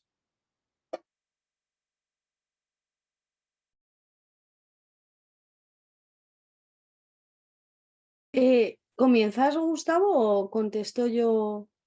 Vale. Yo realmente me ha parecido muy interesante tu pregunta, Agustín. Nosotras que trabajamos con población, o sea, trabajamos online también de formato híbrido, presencial y online. Y luego, gracias a la Universidad de la Experiencia, que lo lleva la Universidad de Zaragoza, tenemos la posibilidad de ver a personas que regresan de otros países a los cuales se han ido. Y sí que es cierto lo que tú aprecias. Los mitos, yo siempre digo, los mitos al final son mitos, pero conllevan una parte de la visión que tiene la sociedad, del peso que la sociedad tiene. Entonces, antes me gusta cuando Agustín también ha dicho lo de la vulnerabilidad, ¿no? La población mayor no es... Mi padre tiene 78 años y está súper activo, pero en realidad la población, cuando tú hablas de 78 años, como decía Agustín, 82, en España se ve ya una persona que no puede hacer según qué cosas. Es lo que ve la sociedad, no lo que es la realidad, que es otra.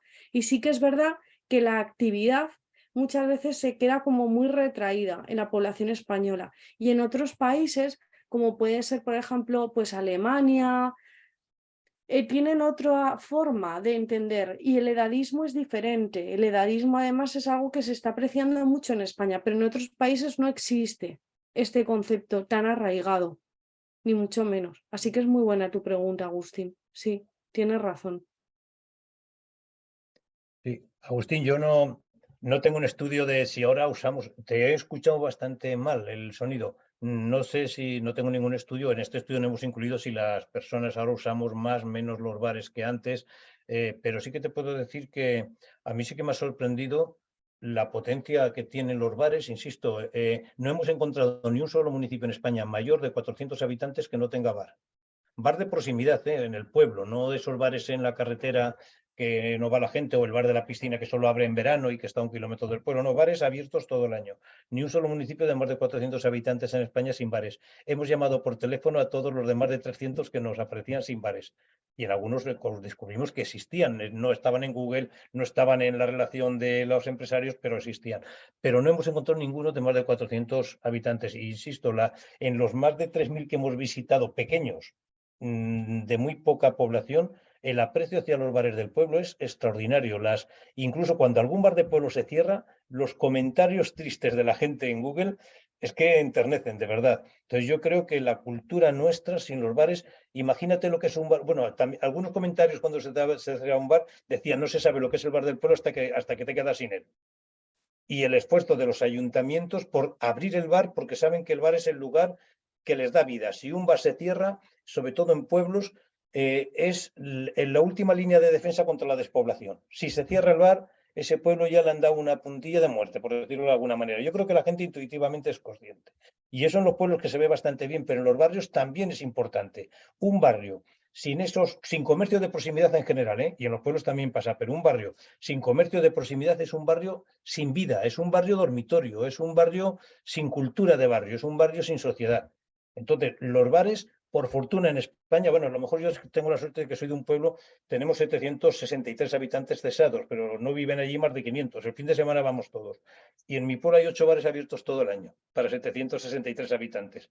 Triunfando los 8, uno hasta con estrella Michelin. Ese no cuenta como bar de proximidad porque cuesta 100 y pico euros, ya no dan tapas como daban antes, ¿no?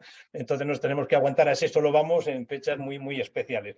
Pero el resto triunfando. El viernes, vamos, ahí estaremos fichando y todos los bares y haremos el recorrido a los que llegamos. Claro, si vamos a los 8, no lo contamos, no podemos llegar a todo.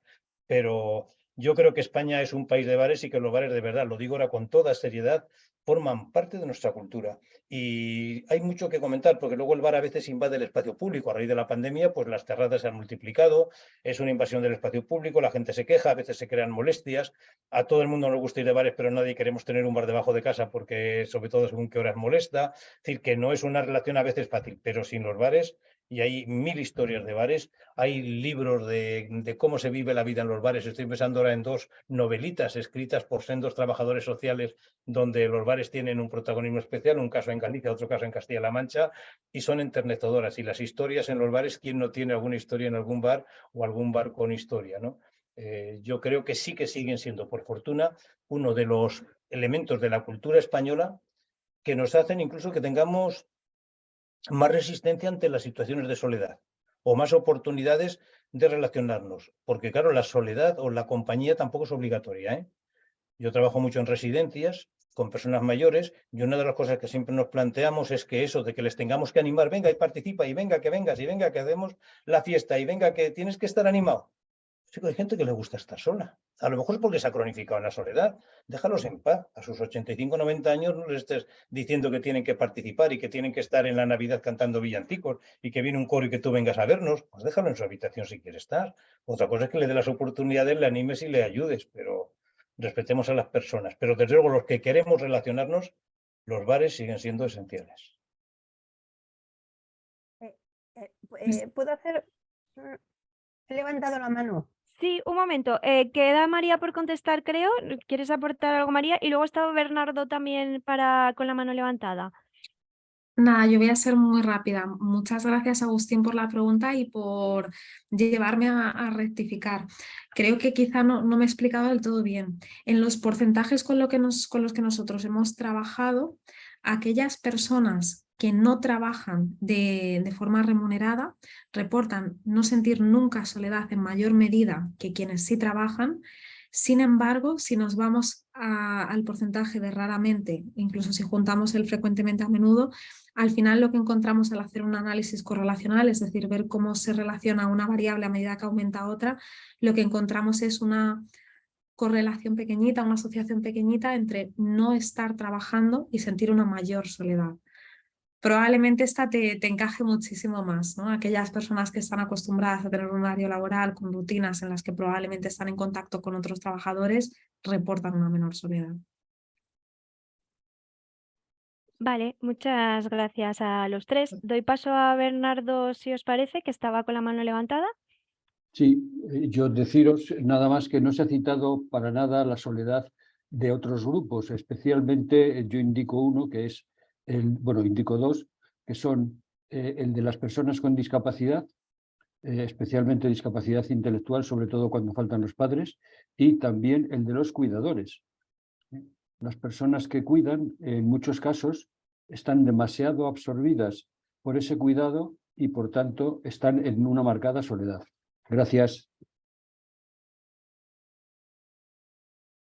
Aquí voy a contestar yo porque veo que no va dirigida a ningún ponente, sino a mí un poquito como organizadora y a nosotros. Sí que es verdad y totalmente de acuerdo que has nombrado dos grupos que son los grandes vulnerables, especialmente en el sentimiento de soledad.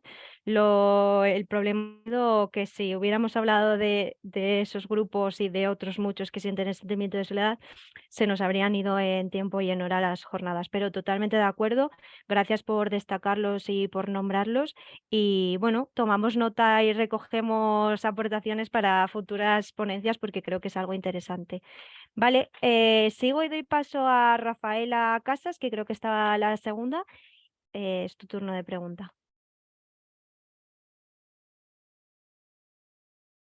Rafaela, perdona, no te estamos escuchando. Quítate el silencio. ¿Ahora? Era una cuestión sobre los bares y los centros de jubilados. Si el estudio... Te has silenciado, Rafaela. No te estamos escuchando. Dale otra vez, porfa, al micro. ¿Ahora? Ahora te oímos. ¿Se me oye? Sí. La pregunta es sobre la cuestión de los bares y los centros de jubilados. El estudio se ha hecho como que si desaparece de un pueblo se rompe un poco la relación de la gente. Pero quisiera saber si se ha visto que en los bares, en los centros de jubilados, mayoritariamente hay hombres. Porque las mujeres no van a hacerse la partida de parchís por la mañana o por la tarde. Si el estudio ha contemplado eso. Después quería también comentar el tema de la soledad de los jóvenes.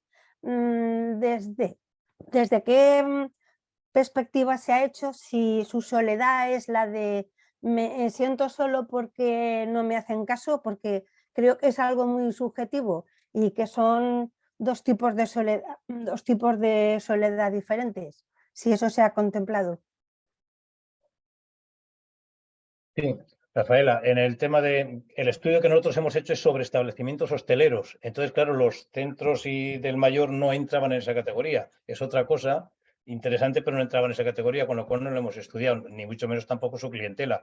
La percepción que tú tienes seguro que es real. En mi pueblo te aseguro que las que van es el grupo duro, el núcleo duro de mujeres. Allí las tengo, vamos, además un núcleo duro potente. Cada vez que falta una de esa mujer se rompe un trozo del pueblo, porque es que son el alma del pueblo. Bueno, te las encuentras a las 11 y pico de la noche en un pueblo de Soria con el frío que te las encuentras y dices, ¿pero dónde vas? Y dices, es que venimos de esto, lo otro, no han ido ni a casa a comer, llevan todo el día. Digo, madre de Dios, eso sí que es tener energías y fuerzas, ¿no? Pues son las que ocupan el centro mayor. En todo caso, nos hemos encontrado pueblos que no tienen bar, pero tienen el centro social o el centro del mayor, o sea, con distintos nombres, ¿no? Y lo hemos analizado, esos centros, a ver si realmente cumplen funciones de un establecimiento de proximidad. Y hemos encontrado algunos que sí y otros que no. Es decir, si solo es para los mayores y socios, no nos vale. no es un establecimiento de proximidad. Sin embargo, si ese centro del mayor, que hemos encontrado localidades donde está abierto, con el nombre que sea, pero está abierto para todo el mundo, aunque tengan un espacio reservado para los socios donde juegan sus partidas y demás, ese sí que lo hemos contemplado, porque nos parece mucho más ecológico, socialmente hablando, el que la gente se relacione, que no hay un espacio para el mayor y otro para el joven, más allá de lo imprescindible. No sé si me explico. O sea, que haya un espacio para actividades de los mayores me parece muy bien, pero que no haya un espacio donde se junten mayores, jóvenes y de todo, eso es horrible. De hecho, en los que trabajamos en residencias, uno de los criterios fundamentales en los nuevos modelos residenciales es que a los mayores no se les eche fuera de las ciudades, que las residencias tienen que estar donde está la gente, en el barrio, en el pueblo, en la ciudad. O sea, no en las afueras, por bonito que sea el sitio, porque si no los echamos de las ciudades. Ahora, los expulsamos de las ciudades porque mucho hablar de nuestros mayores, fijaros, eso sí que es edatismo en el lenguaje. No hablamos de nuestros drogadictos, ni de nuestros inmigrantes, ni de nuestras mujeres maltratadas. Hablamos de nuestros ancianos, de nuestros mayores, sobre todo de nuestros mayores. Ese apropiativo en nuestros mayores también lleva ese puntito de decir, yo no soy de nadie. O sea, yo soy una persona mayor, ¿vale? Pero tú no me dices que sea ni tu abuelo ni nuestro mayor. ¿Entiendes? Entonces, se habla mucho de nuestros mayores, pero luego se los olvida en todo momento. Por ejemplo, se les olvida en el urbanismo. No hay forma de encontrar un espacio para hacer un centro de mayores, un centro residencial, público, privado, lo que sea, en las grandes ciudades, misión imposible. Madrid, Barcelona, Zaragoza. Bueno, en Teruel es que no lo necesitéis porque tenéis ya tantos que ya no cabe uno más, ¿no? Pero en las ciudades, en Huesca incluso, en Zaragoza, en Bilbao ya ni te cuento. No hay sitio en el urbanismo, no se acuerdan de los mayores. Se acuerdan de los niños y niñas, hay que hacer colegios, claro, todo el mundo lo contempla, se acuerdan de los centros de salud, pero no se acuerdan de los centros de mayores. Y terminan muchos mayores viviendo a las afueras o en otra localidad o en donde sea, en el campo, así están tranquilos. No, la tranquilidad es para el fin de semana o para las vacaciones. La vida es ahí, es decir, si te privan de la vecindad, ya te están expulsando de la ciudadanía. Es que al final ciudadanía es eso. Entonces, por eso los centros, no dejéis nunca, cuando seáis mayores, que os manden fuera, de verdad. Quedaros, no tiene más que ver que en las residencias, donde suelen estar las personas mayores, es donde ven entrar y salir a gente joven, a gente mayor, que es lo que todos queremos. La vida es pluralidad. Si no hay diversidad, no es sostenible una sociedad. Los mayores somos parte de la sociedad, como son los jóvenes, los hombres, las mujeres, los chicos, las chicas. Cuanto más diversidad, mejor. Por eso los centros del mayor, solo centros del mayor, terminan aislando. También te lo digo con esa crudeza. Vale, yo voy a contestar también, Ay, aunque no soy perdona, ponente. nada más una Perdón. cosa. Perdona, un detalle. Es que alguien me pide la presentación o el estudio. Tanto el estudio de bares como la presentación la podéis descargar, aunque os la mande a quien queráis, la podéis descargar libremente en la página de la Asociación de Directoras y Gerentes de Servicios Sociales, que es www.directoressociales.com. Vale, gracias, Gustavo. En referencia a eso, a lo que comentabas de la soledad en los jóvenes y en los mayores, y si es diferente, a mí sí que me gustaría puntualizar aquí, ¿no? Y desde la experiencia que nosotras tenemos, que todas las soledades son diferentes, es decir, no hay dos soledades iguales, todas son soledades, ¿no? Al nivel de lo que siente cada persona subjetivamente. Entonces, claro que hay diferencias entre jóvenes y mayores, pero es que las hay entre los propios jóvenes y las hay entre los propios mayores. Entonces, sí que esto es algo que me gustaría añadir. Que aparte no sé si María quiere añadir algo, si tiene algún estudio de los motivos que se dan más frecuentemente en jóvenes o en mayores, pero sí que quería hacer esta pequeña puntualización. Bueno, estoy totalmente de acuerdo contigo y de hecho creo que iría un pasito más allá. No solo es diferente a lo largo, o sea, no solo es diferente a lo largo del ciclo vital o en cada persona una situación de soledad es diferente, sino que no podemos ver la soledad como una situación aislada en un momento vital.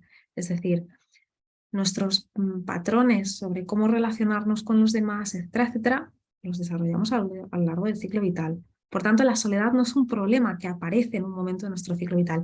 Por supuesto, puede haber precipitantes que cambien nuestra vida en un momento dado, mudarnos a un país distinto, algo en esta línea que va a suponer un factor de muchísimo más riesgo, pero probablemente todo esto depende de todo nuestro desarrollo a lo largo del ciclo vital y el aprendizaje de las relaciones con los demás. Por tanto, es un problema que comienza desde la infancia y se va nutriendo de nuestras experiencias hasta que somos mayores.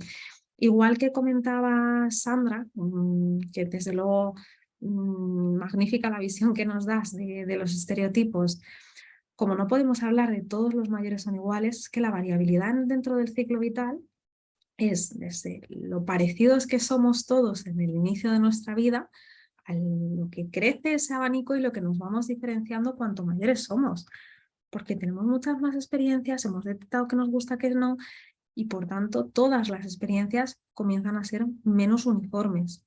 Esto creo que es imprescindible que empecemos a poner el foco en que es un problema que comienza desde la infancia y que por tanto todos los programas que estén encaminados a la prevención van a ser mucho más efectivos, ya no solo para evitar prevalencias más altas después, sino para evitar todo el malestar emocional, físico que conlleva el desarrollar esa soledad a lo largo del ciclo vital.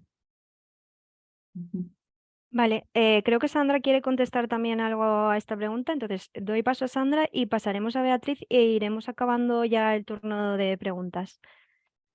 Vale, yo eran como varias cositas que quería comentar. Estoy súper de acuerdo con lo que estaba comentando Gustavo cuando apropiamos de colectivos, pero también muchas veces se apropia la sociedad de nuestros jóvenes.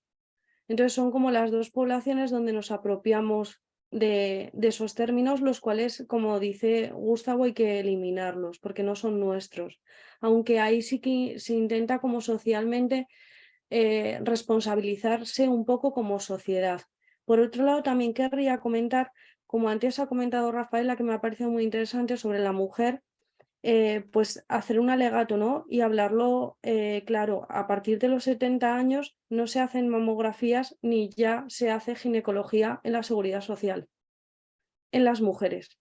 Entonces, eso también me parece una característica que tenemos que tener en cuenta sobre las personas en edad más avanzada, como ya te dejan sin recursos, como ya te dejan sin recursos como puede ser la sanidad y la educación, porque actualmente en la educación hay otras instituciones, la Universidad de la Experiencia, vuestras asociaciones, centros donde sí que se pueden, pero realmente la sanidad a los 70 ya parte eso.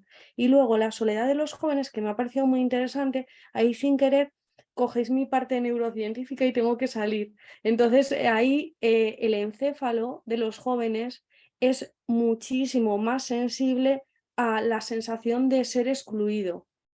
Entonces hasta los 25 años no se conforma un cerebro. Entonces ahí sí que vamos a tener rasgos y características que no vamos a poder saber a ciencia cierta si van a poder ser emociones y sentimientos proclives de unos cambios neuroquímicos que están sucediendo a nivel cerebral, que no quita que se sientan solos, pero probablemente a partir de los 25 o los 30, esa soledad que están sintiendo por el encéfalo, que está recibiendo unas vías neuroquímicas diferentes, se sienten más excluidos. Y yo no sé si la exclusión es igual que llamar soledad, ¿sabéis? No sé si a lo mejor esos términos los han unido ellos, los jóvenes. Entonces esas eran como mis apreciaciones un poquito. Vale, muchísimas gracias, Sandra. Por ir acabando, Beatriz, creo que tenías una pregunta. Hola, buenas tardes. Bueno, sí, en primer lugar quería agradecer a la Federación Vecinal la iniciativa. Me parece fundamental poner un tema como este sobre la mesa y hablarlo, porque creo que de lo que no se habla no se soluciona. Entonces es fundamental pues eso, tratar estas cosas, estas jornadas y actuaciones como la que lleváis a cabo a través del programa Acompañándote. Y luego, bueno, pues eso, agradecer también a los tres ponentes que me han parecido súper interesantes. Decirle a Gustavo que puede añadir también a su informe sobre la importancia de los bares en los pueblos, los comedores sociales que hay en muchos de ellos y la importancia que eso tiene para socializar, para las personas que viven en esos municipios. Y bueno, pues eso, que es otra labor que realizan los bares y que se puede sumar a la ponencia que tiene, ¿no? Cuando la proponga otra vez, pues que tenga también en cuenta la labor de los bares en este aspecto. Y luego yo quería preguntaros un poco, yo soy trabajadora social y me gustaría saber un poco vuestra visión sobre la aportación que se podría hacer más desde servicios sociales para combatir la soledad de las personas mayores, de las personas con discapacidad, de las personas jóvenes que se sientan solas. Un poco saber cómo podríamos desde los servicios sociales, desde el ámbito rural, combatir esta soledad. Bueno, pues empiezo yo, Beatriz. Sí, una de las funciones sociales de los bares que hemos señalado es prestadores de servicios. Quizás el servicio más importante que prestan en muchos lugares es las comidas. La gente va a comer al bar y a veces negocia un precio. A veces comiendo en el bar, que da función relacional, que es importante, y a veces simplemente comprando la comida en el bar. Yo tengo un vecino de mi pueblo que antes muerto que ir a un centro social, pero va al bar y aún así le da cierta vergüenza, ¿eh? Él es un hombre que trabajó toda su vida por ahí como una mala bestia además en el monte y ahora a sus años pues claro le da vergüenza y negocia con el bar, le dan un primer plato en un segundo y se lo sube a casa. Es decir, los bares en barrios y en pueblos son importantísimos también en eso, en prestación de servicios y el servicio de la comida es uno de los más importantes y más necesarios. Y como administración, yo desde luego si tuviera que hacerlo, prefiero apoyar al bar del pueblo para que preste comidas y las preste a un precio económico a las personas que los servicios sociales determinen antes que montar un comedor social en un pueblo. Es mucho más, no sé cómo decirte, menos estigmatizante, más ecológico. Existe la palabra ecológico en cuanto a ecología a nivel social, ya no solamente a nivel medioambiental. O sea que sí que tienes toda la razón. Los bares como lugares donde comer y también, no lo olvidemos, como lugares donde comer acompañados. Y a veces tener la celebración, o sea, el ver que son lugares de reunión, que se juntan la comida de los no sé quién, la comida de los no sé cuál, la de las amigas del no sé dónde, yo creo que esa función es importantísima y aunque a veces lo hagamos en una casa, o en una casa grande, o en un terreno, pero el bar es insustituible. Así que me parece fundamental. Y aunque no sea una pregunta específicamente dirigida a mí, que qué puedan hacer los servicios sociales, yo que trabajo mucho en servicios sociales rurales, de hecho montamos los de Aragón y los de Medio España también, y que qué pueden hacer, pues lo más importante, no intentar resolver la soledad de los servicios sociales, sino apoyar iniciativas vecinales, iniciativas como la de los de Teruel, esta que estamos hablando, pero en todas las localidades, apoyar esas iniciativas, promoverlas y apoyarlas. Yo creo que esa es la labor más que estar en un despacho, que también es importante, solo tramitando prestaciones y resolviendo demandas. Lo que hacíamos de toda la vida en los años 80, que ahora con tanta prestación pues hay demasiado despacho y a veces, otras veces no, menos calle. Bueno, pues recuperar la calle y la dinamización.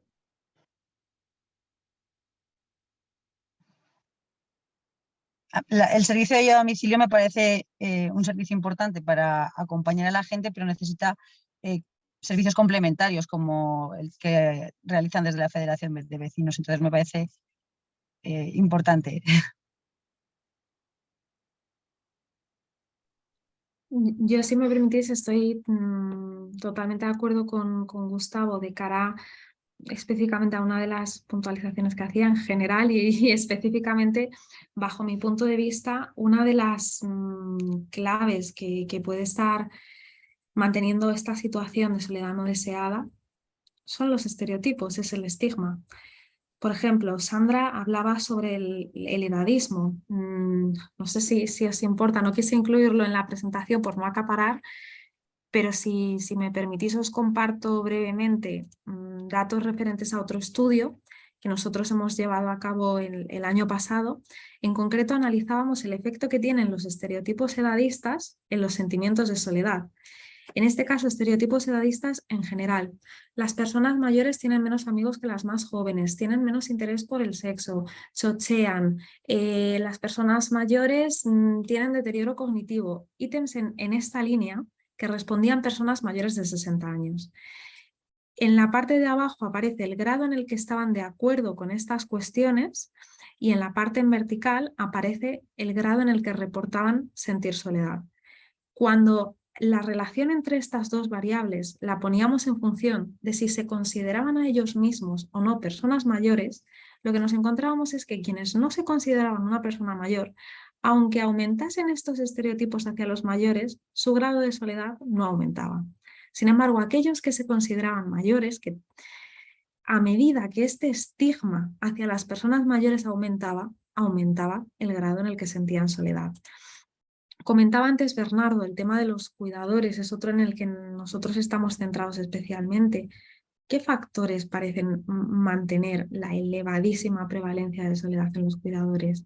Bueno, en este caso está muy ligado a la no utilización de recursos. Generalmente cuando hablamos de los cuidadores, a nivel probabilístico podríamos hablar de las cuidadoras. Y a las cuidadoras se les ha enseñado que tienen que cuidar. Y cuando dejan de cuidar para atender a situaciones sociales, eso a nivel social está castigado y lo perciben como tal. Es decir, aparece un estigma que es una barrera hacia llegar a esas situaciones que les permiten un mayor contacto social y una menor situación de soledad. Bajo mi punto de vista, uno de los pilares en los que tendremos que trabajar son estos estigmas que en muchas ocasiones favorecen esas situaciones de soledad. Que me quedo con estos dos ejemplos, las personas mayores y los cuidadores, porque son los que me tocan más de cerca, pero probablemente sea extrapolable a muchísimas otras situaciones.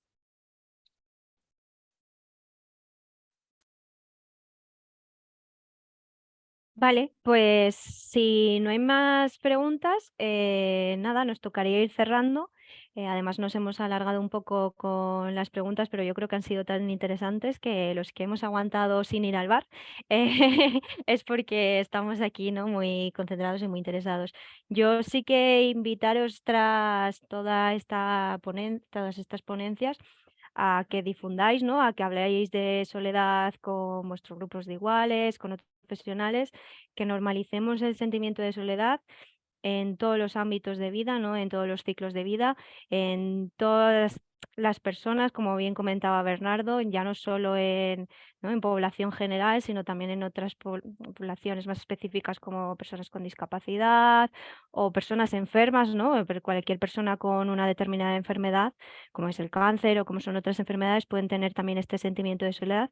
Así que eso, invitaros a normalizar el sentimiento de soledad para que se pida ayuda y para que se acuda a los recursos que existen, de todas las asociaciones, los servicios sociales, etcétera, etcétera, y podamos entre todos, ¿no? intervenir, reducir y prevenir el sentimiento de soledad, que al final es un poco lo que se pretende.